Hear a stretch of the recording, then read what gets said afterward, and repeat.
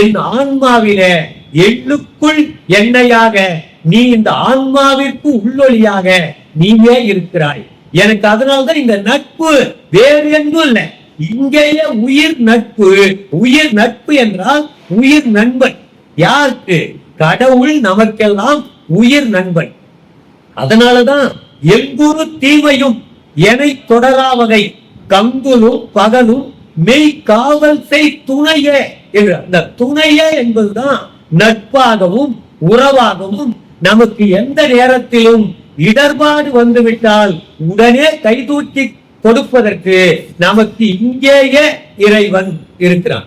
அதனால்தான் இன்னொன்னு, எங்கெங்கிருந்து உயிர் ஏதேது வேண்டிடும் அங்கங்கிருந்து அருள் அருட்பெருஞ்சோதின்ற.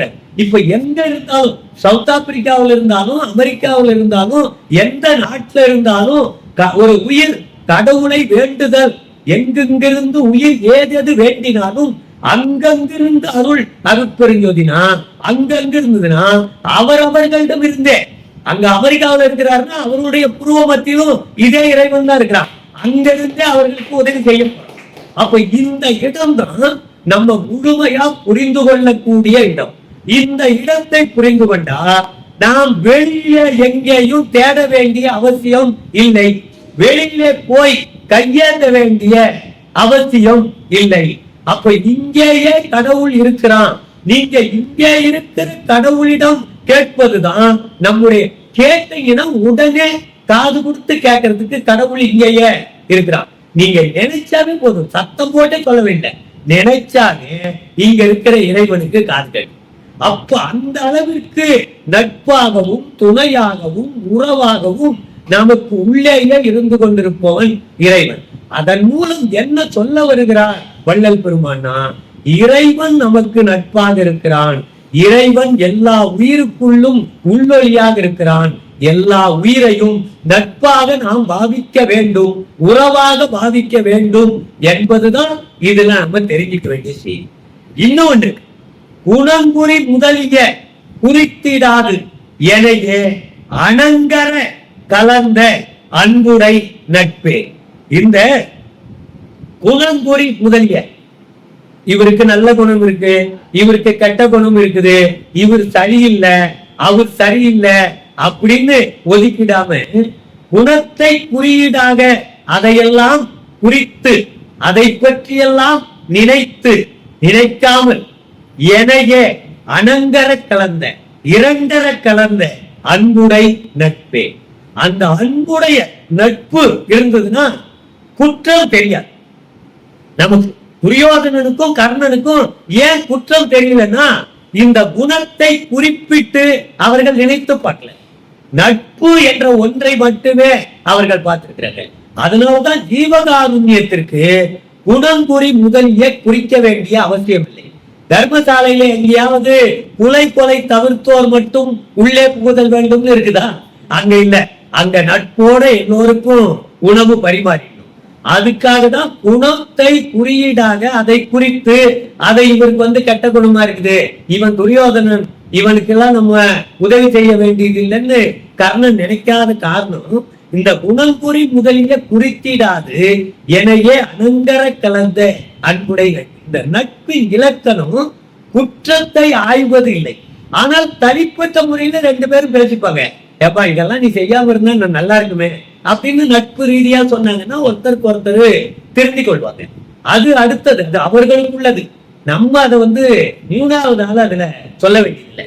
குணங்குறி முதலிய குறித்திடாது எனையே அனங்கர கலந்த அன்புடை நட்பே அப்படின்ற விஷயம்.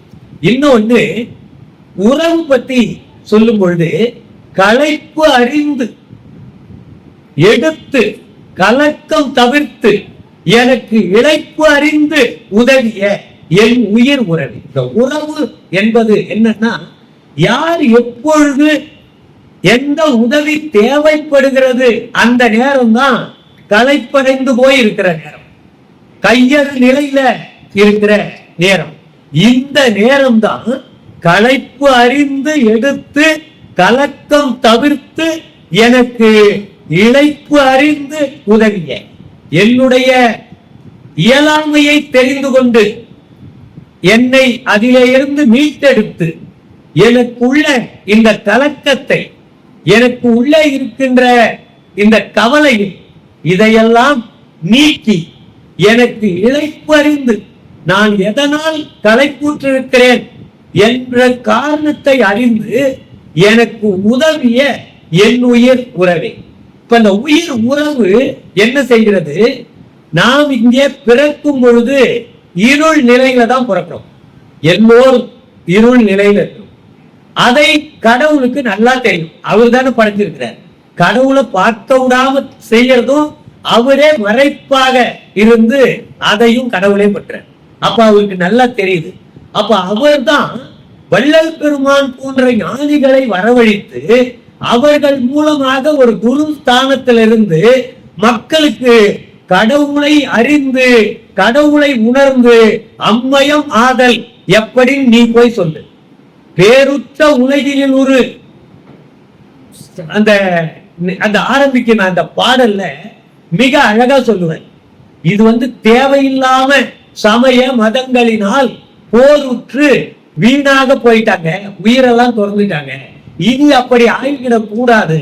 அதனால நீ என்னுடைய பிள்ளை என்பதனால் நீ அங்கே போய் உலகினில் உயிர்களுக்கு உறும் இடையூறெல்லாம் விலக நீ அடைந்து விளக்குக மகிழ்க சுத்த சன்மார்க்க சுகநிலை பெறுக உத்தமன் ஆகுக ஓங்குக என்றனை என்று கடவுள் சொல்லி இவரை இங்க அனுப்பி வைப்பார். அப்ப அவருடைய நோக்கம் எல்லாம் உலகத்தில் இருக்கிற எல்லோரையும் மரணமிலா பெருவாழ்வுக்கு உயர்த்த வேண்டும் என்பதுதான். அதை தான் களைப்பறிந்து எல்லாரும் களைச்சு போயிருக்கிறாங்க. ஏற்கனவே யாரும் இந்த நோக்கத்தில் நம்மை பயிற்றுவிக்கிற நம்ம எல்லாரும் சாதாரணமா அன்னைக்கு இருந்த புலால் மறுக்க வேண்டியதில்லை, கொலை மறுக்க வேண்டியதில்லை, பிறருக்கு சாப்பாடு பசியோடு இருக்கிறவங்களுக்கு சாப்பாடெல்லாம் போடணும்னு அவசியம் இல்லை. இதையெல்லாம் வலியுறுத்தாம இன்னைக்கு பொழுது விடிஞ்சுதா, அப்புறம் நம்ம ஏதோ செய்தோமா, திரும்ப ராத்திரி ஆச்சா, 3 வேளை சாப்பிட்டோமா, தூங்கணுமா, நாளைக்கு ஏந்திரிச்சோமா, அதே மாதிரி காலத்தை ஓட்டி கொண்டிருந்தால் போதும்.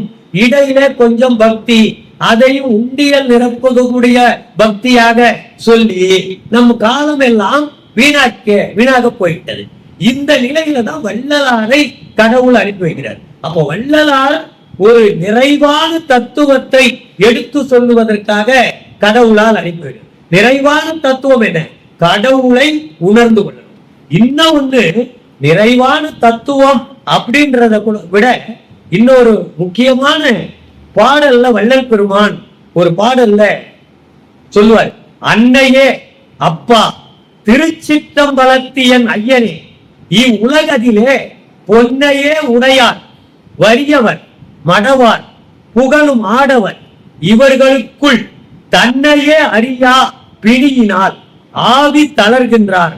தருணம் ஈதெனவே சொன்ன போதெல்லாம் பயந்து நான் அடைந்த சோபத்தை நீ அறியாயோ என்று கடவுள் கிட்ட ஒரு முறையீடு வைப்பார், விண்ணப்பம் வைப்பார்.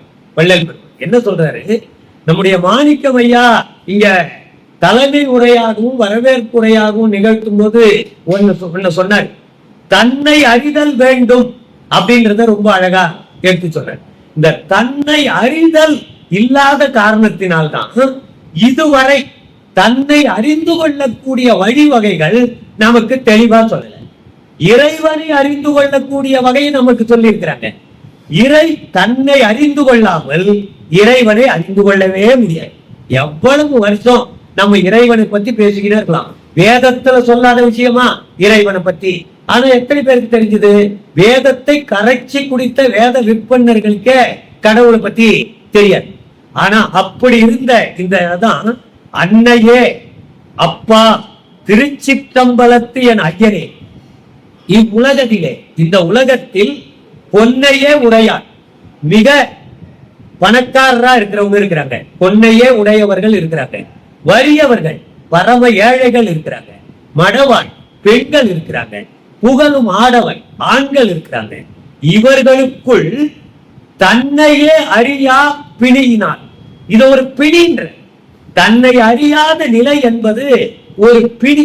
எப்படி பசி என்பது பிடி, மரணம் என்பது ஒரு பிடியோ, தன்னை அறியாமல் இருப்பதும் பிடிதான். அப்ப தன்னையே அறியா பிடியினால் அதனாலதான் ஆவி தளர்கின்ற, அதனால்தான் மரணம் வருகிறதுன்ற. அப்ப தன்னை உணர்ந்தால் தலைவனை உணர்ந்து கொள்ளலாம், தலைவனை உணர்ந்தால் அவன் மயமாக ஆகலாம்.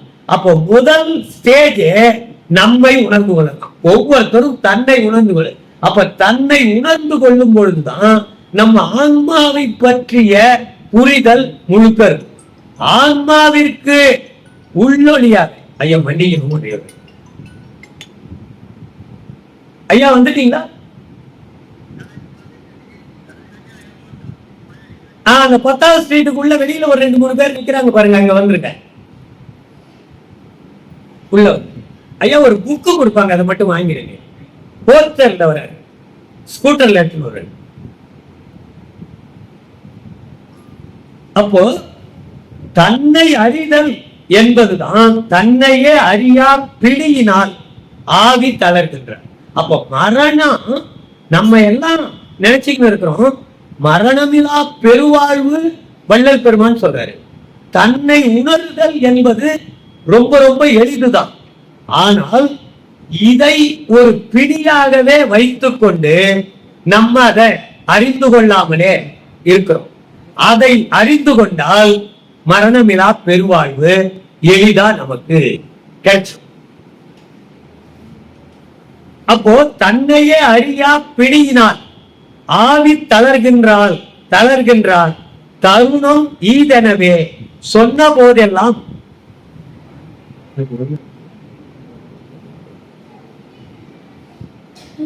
தன்னையே அறியா பிடியினால் ஆவி தளர்கின்றார், தருணம் ஈதெனவே சொன்ன போதெல்லாம் பயந்து நான் அடைந்த சோபத்தை.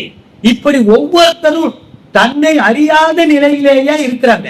வள்ளல் பெருமான் 1823 கடவுள் சொல்லி இங்கே முழுமையான அருளோடு இங்கே வருகின்ற பொழுது எல்லோருடைய நிலைமையும் தன்னை அறியாத நிலையிலேயே இருந்து கொண்டிருக்கிறார்கள். அப்படி இதை கேள்விப்பட்ட பொழுது இந்த தருணம் ஈதெனவே சொன்ன போதெல்லாம், இதை தன்னை அறியாத தருணத்தில் இருக்கின்றத சொல்லும் பொழுது, நான் பயந்து நான் அடைந்த சோபத்தை நீ அறியாயோ, நான் அந்த நேரத்தில் நான் அடைந்த கவலை நீ அறிய மாட்டாயா அப்படின்னு கடவுள்கிட்ட சொல்றேன். அப்ப எவ்வளவு பெரிய கவலை!